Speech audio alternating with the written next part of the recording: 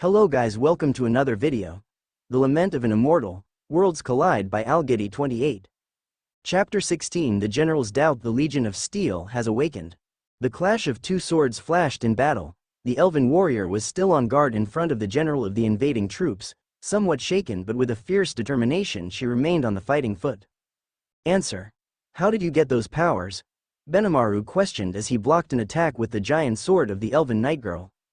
Why would I have to answer an enemy? She questioned, annoyed as she again used a black mist to attack, similar to that of her opponent's master.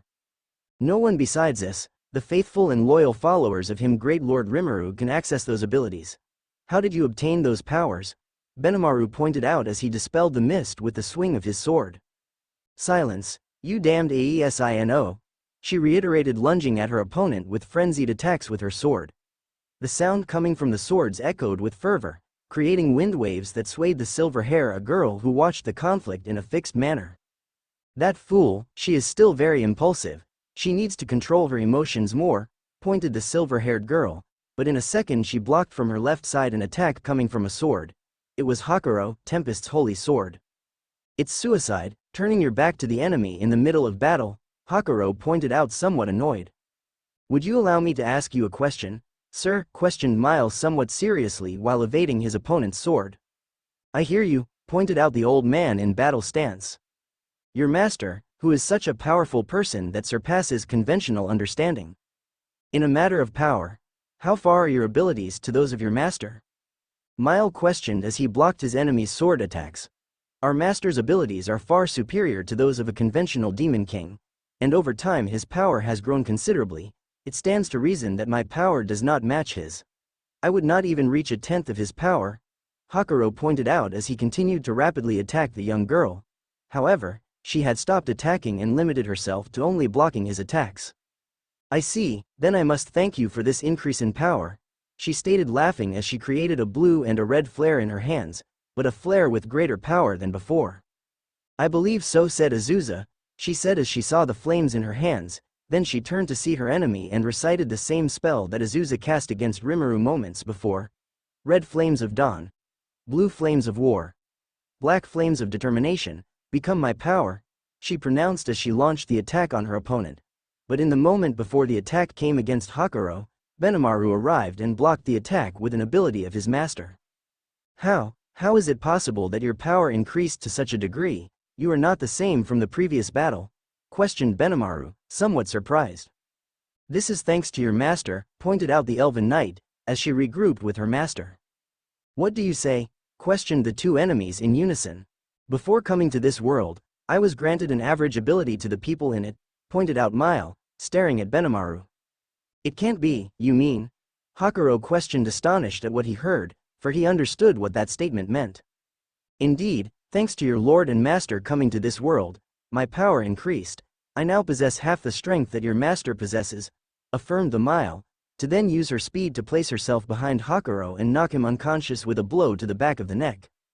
Hakuro reacted, Benimaru, but by the time he reacted it was too late. Hakuro had been knocked out. Don't worry, he's just unconscious. Okay, Oni Husto, would you listen to me? Miles questioned somewhat seriously while staring at Benimaru. At that moment the elven knight tried to attack Benimaru but was stopped after her teacher's signal. Wait, Zelina. What are you doing, teacher? It's our enemy, we have to defeat them, the knight pointed out, annoyed. That's an order, desist, reiterated Miles with an authoritative tone. This girl may have been a bit silly and airheaded in the past, but the passing of the years does not pass in vain, as with time she matured her way of being and thinking. No matter what kind of trickery you say, I would never betray my lord, Benimaru pointed out in a defensive pose, staring at his opponents. Devotion to your lord is of admiration, but it is also something unhealthy, pointed out Miles somewhat seriously. What do you say? Benimaru questioned, annoyed. You worship your lord to the point of mowing yourself down, you carry out every order he asks of you without thinking of the repercussions they entail, she pointed out, staring at him. You don't know anything, Benimaru affirmed, lunging towards her, attacking quickly with his sword, but she quickly dodged his attack by jumping backwards. You use your strength to bend and subdue innocent people, don't you care about the consequences of your actions? Questioned the girl as she blocked with the swing of her sword a flare. If they had not resisted, this would never have happened, This invasion was a consequence of opposing us, he said, annoyed. So, do you blame us for the acts of war your troops have done? Do you blame the others for your sins? Tell me, is that really what you think? Mile questioned seriously as Zelina stood behind her.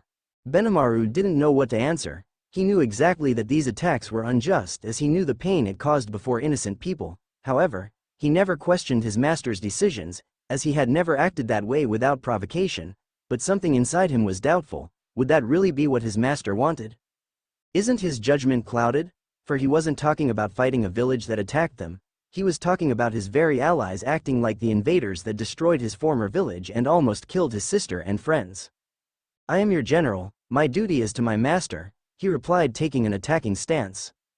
That's what I thought centuries ago, she said somewhat nostalgically. Centuries ago, I was recruited by the descendant of one of my precious friends, the queen of this nation. She ordered me to participate in a high-priority mission.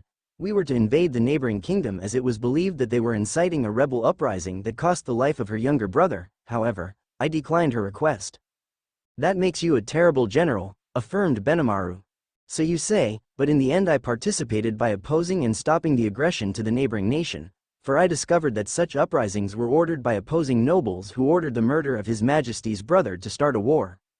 If I had followed the path you asked me to follow, a conflict would have started that would have brought ruin to both nations. Innocent lives would have been taken by making a decision without thinking clearly. I pointed out seriously while watching the conflict between both sides. Tell me something, Oni Husto. Is it a sin to open a friend's eyes? I admit you have a point, but I would never betray my master's wishes. Even if your master's wishes are impossible to fulfill, Mile affirmed, as he looked and smiled at Zelina. What are you trying to say? Azusa told me. It is true that you can revive a person, I know that, but it must not be done. Death is only a state of the soul. You can't. You must not break that cycle, she affirmed. You don't know that. Our master possesses powers that. Benimaru spoke but was stopped by Miles speaking while walking. I know he did it once, that's what Azusa told us. That's what awakened the corruption of the soul, affirms Mile.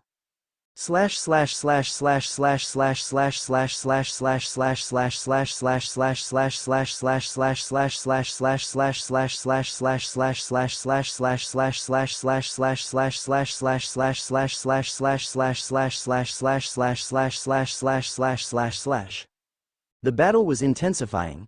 The roar of cannons and the echoing clash of swords and spears were evident, while rivers of blood stained the ground. An explosion threw a young goblin ferociously into a pile of corpses of several allies and enemies alike. Are you all right, boy? Questioned a burly orc, lifting his companion single-handedly. These bastards will fall soon. That explosion is nothing, stated the boy, laughing. Watch your language and behavior. Our army may have the advantage, but remember that we are the invaders, the orc pointed out seriously. It's stupid, they are the fools, they opposed our master. If their decision leads them to death, it's their fault, stated the goblin, laughing. But at that moment he was silenced by a punch to the stomach coming from their leader. They are fighting for what they believe in, for what is right for them. They are not stupid. They are risking their lives even knowing they have no chance. Their bravery is to be admired. Don't forget it, said the leader, enraged by the way his subordinate behaved. For the memory of the deaths of one of his beloved companions followed him constantly. He remembered how the first time that beautiful and statuesque girl fought to protect her friends before the battle against some humans who attacked his precious city.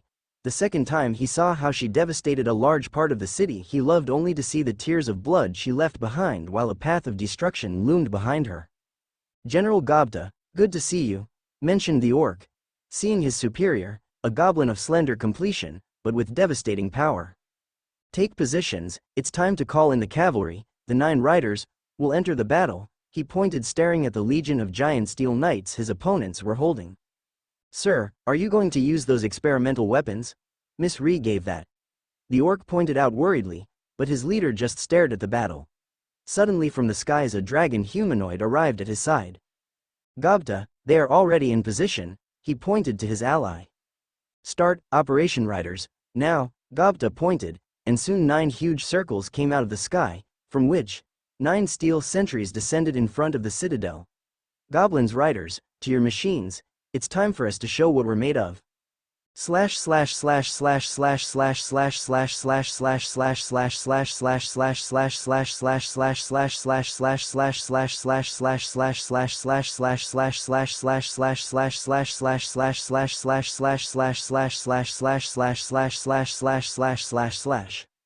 A sound boomed loudly. The flashes of a red alarm could be heard throughout the corner of the fortress. The 9 Babylon sisters stood with their guest staring at the screen. They spent several moments deciding how to help after the war, so they could restore the ecosystem and the life that Tempest's army had mowed down on that world, but the call of the alarm delayed that meeting. It couldn't be. Gobta activated them, even though I told him they were experimental weapons, and they weren't safe, Ree pointed out in panic. Those giant weapons, they are your creation, aren't they, Ree? Monica questioned as she kept looking at the screen. That's right, they are not 100% battle-tested. I didn't think you would do it. I told him they were not ready, she said, worried. It seems that the likes of weapons of that type are very common in the multiple worlds, pointed out Seska as she stood in the middle of them all. Sisters, it's time to wake up the Steel Maidens, stated Monica. It seems it was true what the doctor said thousands of years ago. The last battle of the girls was not against those giant beasts, laughed Flora, while the rest of her sisters just laughed, as they all used one of the magics their master bestowed upon them and pulled out 9 unique devices that resonated along with their master's sacred relic. What are those things? Some kind of magical artifact? I questioned in surprise, while the sisters just smiled and as they reminisced about old times. Suddenly, 3 small golems appear and stand next to Monica. Apparently these 3 also want to help, mentioned Monica. Well, it's time for the Steel Maidens to return for the last time. It's time for the 9 legendary warriors to have their last battle, Seska pointed out as the devices began to glow as 9 giant female warriors made their presence known. The 9 warriors were present again, for the awakening of the Valkyries had arrived. The beautiful golden-haired girl awoke abruptly, still trembling from Rimuru attack. Moreover, though she was devastated by the memory it made her feel, but still she held no grudge against her former partner. After all, she had a bigger fear invading her mind at the moment. Not yet. Not until I must stop them before they kill each other.